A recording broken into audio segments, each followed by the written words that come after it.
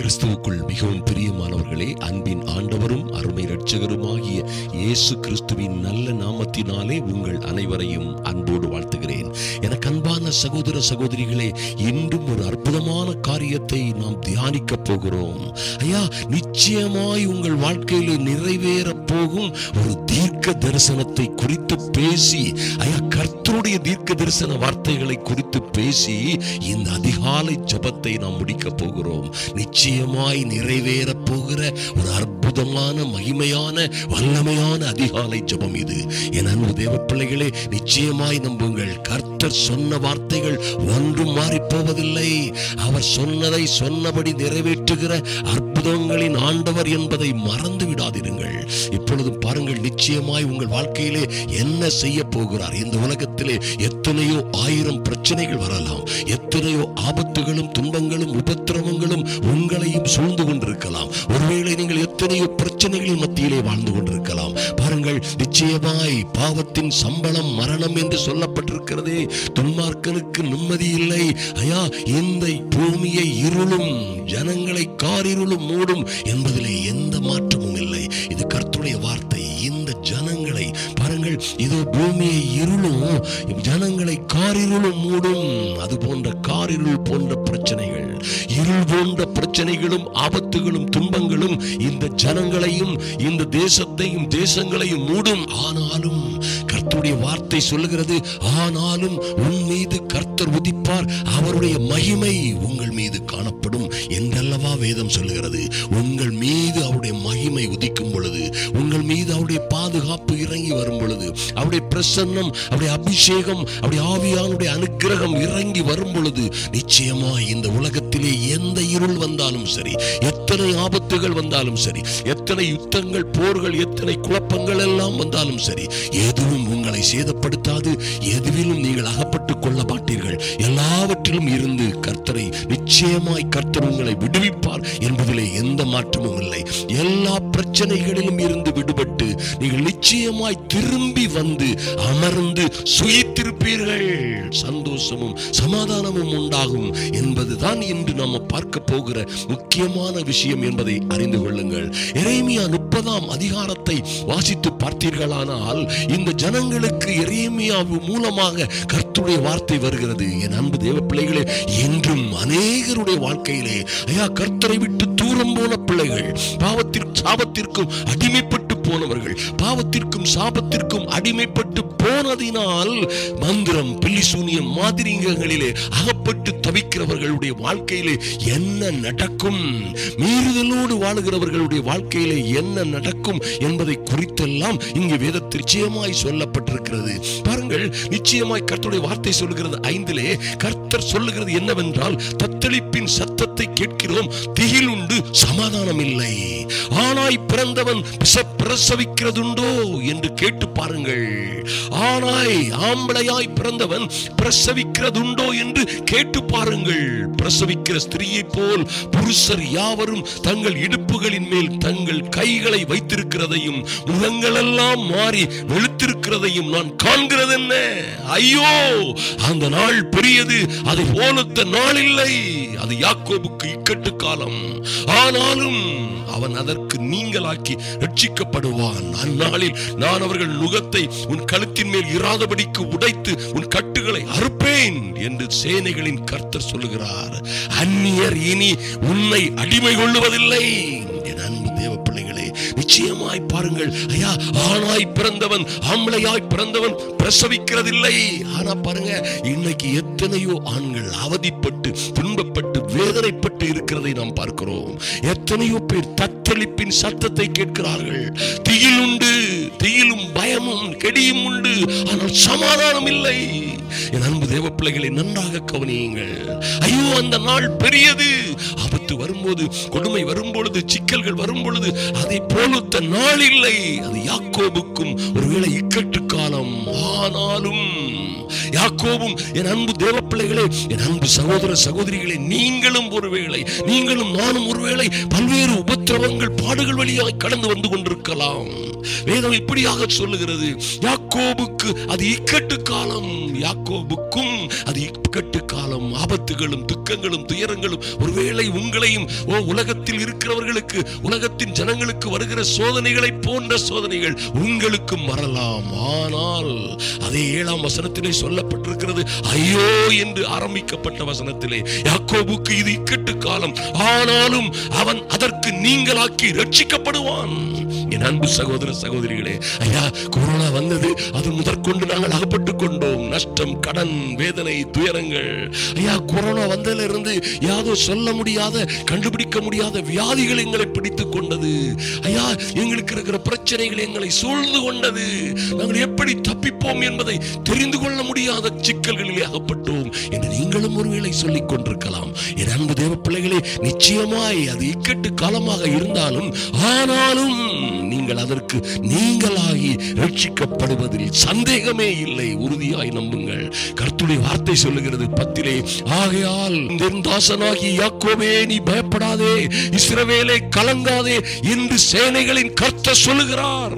இதோ நான் உன்னை தூரத்தில் இருந்தும் உன் சந்ததியை தங்கள் சிறையிருப்பின் தேசத்தில் இராதபடிக்கு ரட்சிப்பேன். யாக்கோபு திரும்பி வந்து அமர்ந்து சுகித்திருப்பான், அவனை தத்தளிக்க பண்ணுவார் இல்லை. நீ உன்னை ரட்சிப்பதற்காகவே நான் உன்னோடு இருக்கிறேன் என்று கர்த்தர் சொல்லுகிறார். அல்லேலூயா.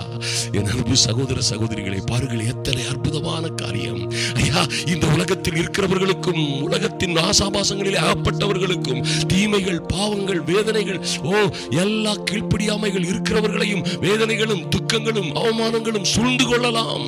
அவர்கள் ஒருவேளை சிறையிருப்பிலே இருந்து கொண்டே இருக்கலாம். எல்லோருக்கும் வருகிற சோதனையை போன்று அவர்களுக்கும் உங்களுக்கும் வரலாம். என் அன்பு சகோதர சகோதரிகளே, ஆண்டவர் சொல்றார், ஆகையால் என் தாசனாகி யாக்கோபே, என் அன்பு சகோதர சகோதரிகளே, நீங்கள் பயப்படாதேயுங்கள், இஸ்ரவேலே கலங்காதிருங்கள். சொல்றது யாரையா? கர்த்தர், சேனைகளின் கர்த்தர் சொல்லுகிறார். என்னையா செய்வாரு? இதோ நான் உன்னை தூரத்தில் இருந்தும், ஐயோ சந்தோஷத்துக்கும் சமாதானத்திற்கும் தூரமாயிருந்தீர்களே, செல்வத்திற்கும் செழிப்புக்கும் தூரமாயிருந்தீர்களே, அமைதிக்கும் கிருபைக்கும் தூரமாயிருந்தீர்களே, ஐயா கடனும் கஷ்டமும் வேதனையும் என்று தூரமாய் அநாதைகளை போன்று, ஆதரவில்லாதவர்களை போன்று எல்லோரும் உங்களை நம்பினவர்கள், நீங்கள் நம்பி இருந்தவர்கள் எல்லாம் உங்களை விட்டு போன பொழுது அழுது கதறிக்கொண்டிருந்தீர்களே. கர்த்தர் சொல்கிறார், இதோ நான் உன்னை தூரத்தில் இருந்தும் உன் சந்ததியை சிறையிருப்பின் தேசத்தில் இராதபடிக்கு ரட்சிப்பேன், உன்னையும் உன் சந்ததியும் ரட்சிப்பேன் என்று கர்த்தர் சொல்கிறார். எங்கே அகப்பட்டிருந்தால் என்ன உங்கள் பிள்ளைகள்? என் அன்பு சகோதர சகோதரிகளே, நீங்களும் எங்கே அகப்பட்டு யாரதை பிடித்துக் கொண்டு வைத்திருந்தால் என்ன, எத்தனை சிரமங்கள் உங்களை சூழ இருந்தால் என்ன, என் தேவனாகிய கர்த்தர் சொல்லுகிறார், உங்களை நிச்சயமாக தங்கள் சிறையிருப்பின் தேசம், எங்கே அகப்பட்டு துன்பப்பட்டு வருத்தப்பட்டு சங்கடப்பட்டு கொண்டிருக்கிறீர்களோ அங்கே இருந்து உங்களை நிச்சயமாய் திரும்பி கொண்டு வந்து உங்களை ரட்சிப்பேன் என்று சொல்லுகிறார். யாக்கோபு திரும்பி வந்து, என் அன்பு சகோதர சகோதரிகளே, நீங்களும் உங்கள் பிள்ளைகளும் திரும்பி வந்து அமர்ந்து சுகித்திருப்பீர்கள். சந்தோஷமும் சமாதானமும் இருக்கும். ஓ மைட்டி காட், உங்களை இனி தத்தளிக்க பண்ணுகிறவர்கள் எவரும் இல்லை. ஆட்கள் மாத்திரமல்ல, எவரும் எந்த பிரச்சனையும் உங்களை தத்தளிக்க பண்ண முடியாது. ஏன்னா உன்னை கர்த்தர் சொல்கிறார், உன்னை ரட்சிப்பதற்காகவே நான் உன்னோட இருக்கிறேன் என்று கர்த்தர் சொல்கிறார். என் அன்பு சகோதர சகோதரிகளை, நீங்கள் நிச்சயமாய் எந்த பிரச்சனையில் இருந்தும் திரும்பி வருவீர்கள். எத்தனை சிறையிருப்புகளில் அகப்பட்டது போன்ற ஏதோ தேசங்களிலே, ஏதோ வீடுகளிலே, ஏதோ பிரச்சனைகளிலே, ஏதோ தனிமை சிறையிலே, அல்லது எல்லோரும் கைவிட்டு போன எந்த ஆதரவும் மற்ற சூழ்நிலையிலே இருந்து நீங்கள் நிச்சயமாய் திரும்பி வந்து அமர்ந்து சுகித்திருப்பீர்கள் என்று கர்த்தர் சொல்லுகிறார். இது மனுஷன் சொல்ற வார்த்தை அல்ல, கர்த்தர் உங்களுக்காய் எழுதி உங்கள் வேதத்திலே கொடுத்த வார்த்தை. இது ஒரு நாளும் நிறைவேறாமல் போகாது. கர்த்தர் அப்படியே செய்வார் என்ற நம்பிக்கையோடு இன்று அதிகாலை வேளையிலே ஜெபிப்போம். என் அன்பின் பரலோக பிதாவே, உம்மை நோக்கி பார்க்கிறோம் சுவாமி. ஐயா, இந்த ஜெப வேளையிலே உம்முடைய சமூகத்திலே கடந்து வந்திருக்கிற ஒவ்வொரு தேவ பிள்ளைகளுக்காகவும், என் அன்பு சகோதர சகோதரிகளுக்காக ஜெபிக்கிறோம் சுவாமி. எத்தனையோ பிரச்சனைகள், பாடுகள், உபத்திரவங்கள் மத்தியிலே வாழ்ந்து கொண்டிருக்கிற உம்முடைய பிள்ளைகளின் மீது நீ நோக்கமாய் இருப்பதற்காக நன்றி செலுத்துகிறோம். அன்றென்றுள்ள அப்பத்தை கொடுத்து ஐயா எங்களை அமர்ந்த தண்ணீர்கள் அண்டையிலே கொண்டு போய் விடுகிறீரே, நன்றி செலுத்துகிறோம் சுவாமி. புல்லுள்ள இடங்களில் மேய்த்து நல்ல மேய்ப்பனாய், நல்ல இடையனாய் எங்களை ஆடுகளைப் போல நடத்தி, மந்தை மேய்க்கிறது போல எங்களை மேய்த்து ஐயா கரவல் ஆடுகளை மெதுவாய் நடத்துகிறது போல எங்களில் அநேகரை நடத்தி, நடக்க முடியாத அநேகரை தோளிலே வைத்து சுமந்து கொண்டு வந்தீரே சுவாமி, நன்றி செலுத்துகிறோம் ராஜா. உமையே நோக்கி பார்க்கிற பிள்ளைகள் ஒரு நாளும் வெட்கப்பட்டு போகாதபடி, ஒரு நாளும் கலங்கி போகாதபடி ஐயா இவர்களை யார் பட்சித்தார்களோ அவர்கள் பட்சிக்கப்படும்படியாய், இவர்களை விட்டு போனவர்கள் திரும்பி வரும்படியாய், இவர்களை அவமானப்படுத்தினவர்கள், இவர்களை நாசக்கேடாய் மாற்றினவர்கள், இவர்களை பார்த்து கை கொட்டி சிரித்தவர்கள், தலையை துலுக்கி கொண்டு போனவர்களுக்கு முன்பாக என் தெய்வமே உடைய பிள்ளைகளை உயர்த்தும்படியாய் ஜெபிக்கிறோம் சுவாமி, நன்றி செலுத்துகிறோம் ராஜா. எத்தனையோ பாடுகள் ஐயா, 1000 பாடுகளும் துக்கங்களும் வேதனைகளும் உலகத்தில் இருந்தாலும், உலகத்தில் இருப்பது போல் உம்முடைய பிள்ளைகளுக்கும் இருந்தாலும், நீங்க சொன்ன நல்ல வார்த்தையின்படியே ஐயா யாக்கோவுக்கு இது இக்கட்டு காலம், ஆனாலும் அவன் அதற்கு நீங்களாக்கி ரட்சிக்கப்படுவான் என்று சொன்னீரே. ஆகையால் என் தாசனாகிய என் பிள்ளைகளே நீங்கள் பயப்படாதிருங்கள். இஸ்ரவேலே என் ஜனமே, இந்த ஜெப வேளையிலே வந்திருக்கிற பிள்ளைகளே நீங்கள் கலங்காதிருங்கள் என்று நீங்க சொல்லுகிற நல்ல வார்த்தைகளுக்காக நன்றி செலுத்துகிறோம் சுவாமி.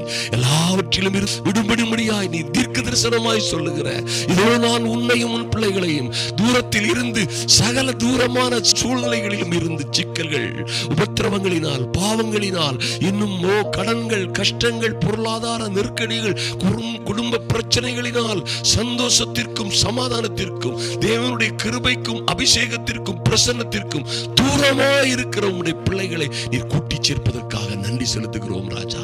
இவருடைய சிறையிருப்பின் தேசத்தில் இராதபடிக்கு ரட்சித்து நீர் கொண்டு வருவேன் என்று சொன்ன நல்ல வார்த்தைக்காக நன்றி செலுத்துகிறோம்.